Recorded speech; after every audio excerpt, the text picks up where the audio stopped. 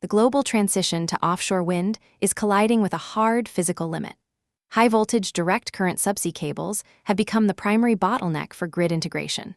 By 2026, annual global demand will reach 24.5 gigawatt kilometers. Maximum manufacturing capacity will sit at just 9.8 gigawatt kilometers. This represents a deficit of 150%. Cumulative supply deficit through 2030 will exceed 110 gigawatt kilometers.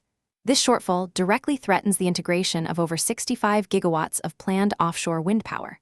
Capital allocation cannot resolve this bottleneck. Building a new manufacturing facility requires a minimum of 36 months.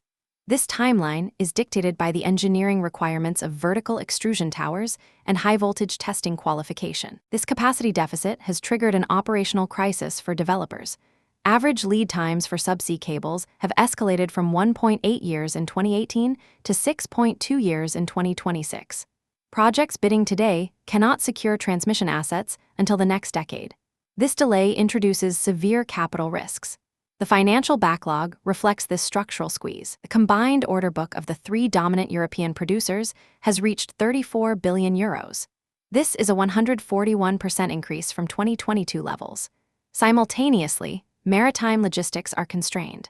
Daily charter rates for specialized subsea cable laying vessels now exceed $150,000. The global fleet contains fewer than 15 of these high-capacity vessels. The supply chain is highly vulnerable to single points of failure. 3 European manufacturers control 80% of global high-voltage subsea cable production. This extreme geographic concentration is mirrored in the upstream chemical supply. Just 2 companies, Borealis and Dow, control over 90% of global high-purity insulation polymer production. This polymer is critical for extra-high voltage cross-linked polyethylene insulation. Any disruption at these chemical plants halts the entire global grid transition. Furthermore, geopolitical barriers prevent Western grids from utilizing Chinese manufacturing capacity.